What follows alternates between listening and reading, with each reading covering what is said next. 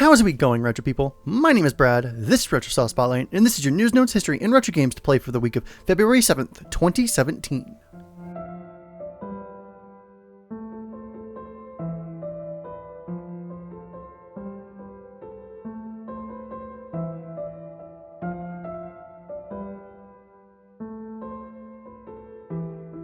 Last week's tutorial was all about the GCE Vectrex and its 1982 obscure goodness. It was obscure when it came out and is even more obscure to this day, so if you want to check out something you've probably never even heard of, let alone have played, then check out the tutorial below.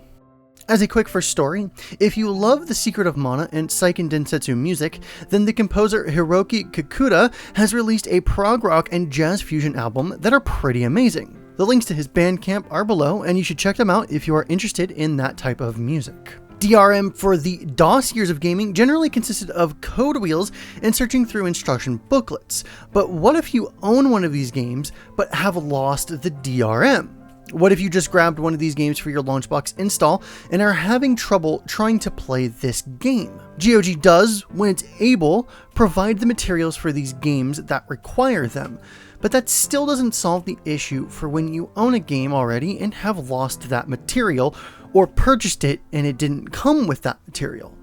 Well, oldgames.sk has uploaded interactive versions for 7 of the more well-known DOS games. Not all the games are here, obviously, and this covers mostly LucasArts games, but the beauty of online is that this can and will most likely be updated in the future to include more wheels. So consider this more of a spotlight that this sort of thing exists, and that I eagerly await the expansion of this documentation. A new emulator has recently been released for another very obscure gaming machine, this time in the form of the Watara SuperVision called Wataroo. This handheld was originally made to combat the original Game Boy, but was looked at as too cheap and never caught on. While obscure, like most other obscure gaming systems, there are some gems and fun to be had here, like usual. The great thing about this emulator, though, is that it's helping keep this architecture alive and help people who are curious and a little insane write, compile, and run code for a system that they would probably never otherwise see, let alone develop for. It's also worth noting that the only other emulator for this system hasn't been maintained for years, so this new emulator is the shot of energy this architecture needed. The emulator offers gamepad support, save states, overclocking options, and Super Game Boy styled custom palettes. Now I need to add this system to my tutorials list. Another unreleased game has been found for the Nintendo 64, and like the previous games, I am lost as to why this got cancelled when it actually showed some promise. Called Riqa, this N64 title was similar in vein to the Tomb Raider series. Nintendo was looking to combat Sony in that space, as the Nintendo 64 didn't have a game to call its own in that genre. Nintendo showed very little of this game, but did tease a few shots of this 3D action game and its hero. Outside of the few demos and fuzzy images, though, there was a note that Riqa may have been moved to the Nintendo GameCube, but vanished without a trace. However, a user by the name of 10AHU, or 10AHU, from the assembler forums, has given us video of this game in action, and we can now see that it was much farther in development than we had originally thought. Without having gotten our hands on it, so going from the video, the level design looks to be well designed and varied, the animations look well done, and the actual gameplay looking like it would have held up. This game feels like it could have made some sort of an impact on the Nintendo 64. The prototype seems to be running on real hardware, and the 15-minute video goes through some of the game and what we could have expected. No word on if it will be dumped for the rest of us, or at least I couldn't find a mention of that, but let's hope that the rest of us could get our hands on this curious piece of N64 would-be history. Look out! The last thing you remember before blacking out was a shadowy figure approaching in the road in front of you. You heard your sister cry out as you swerved the car into a tree. You now realize you are alone. Your sister must have gone for help. You pry yourself free of the steering wheel and step out, intent on finding your sister. You find yourself standing in front of an old mansion. It gives you the creeps. This mansion is cold and foreboding. You sense great evil within. Nearby you find a pendant. As you pick it up, it begins to sparkle. Then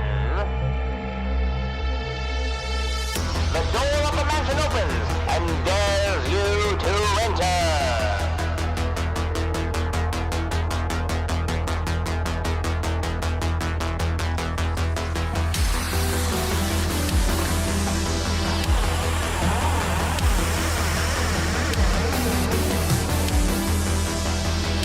Now it's time for Retro Remix Song of the Week, and I'm going to be short for this week because holy crap. From the game Uninvited, remixed by Sir Nuts, Stephen Kelly, and WillRock, based on the game's title screen song, this spooky Halloween 80s inspired song is fantastic.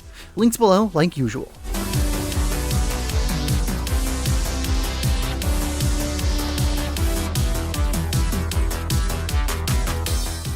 This month in 1986, The Legend of Zelda was released for the Japanese market for the Famicom Disk System. Surprisingly, I've covered The Legend of Zelda series before, but I haven't covered this yet in this segment though.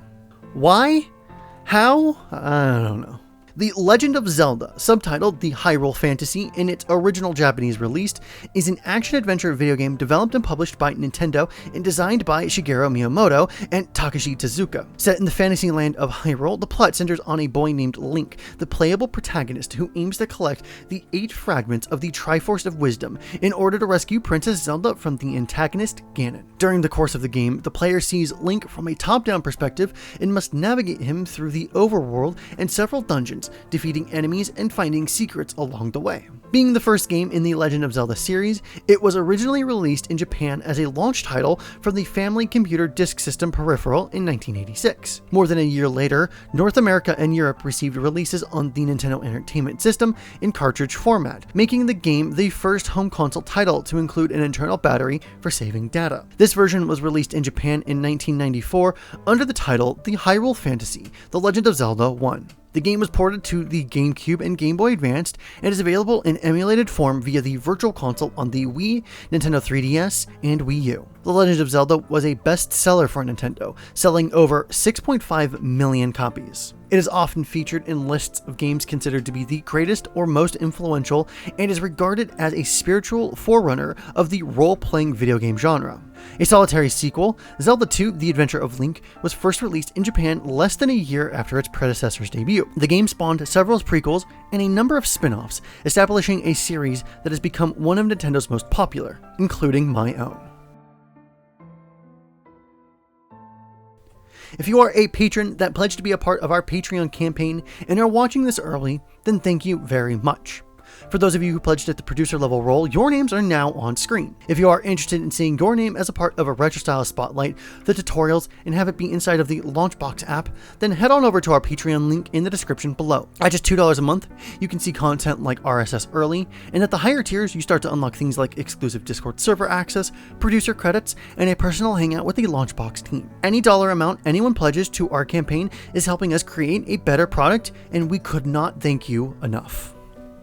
So that was Retro Style Spotlight for the week of February 7th, 2017. All of the relevant links to everything you heard in this edition of RSS will be in the description below. Remember, you can sign up for a Launchbox forum account, and if Launchbox has given you a beautiful library of games, then why not purchase a premium license of Launchbox for $20 to access Big Box, which is a controller and couch-oriented version of Launchbox. The Launchbox Games database is available for any user to contribute to as well. Jason and I, along with the rest of the team, have a lot planned for our community, so if you haven't already subscribed to our YouTube channel, we're doing a tutorial video every Friday, live developer sessions, Launchbox news, Q&As, and a ton more content in the future. Let us know what you think of RSS and any feedback you may have on it in the comments below. My name is Brad, the link to my channel is also below, and remember for Geeks and Geeks to play more games, and we'll see you next time. Have a good day.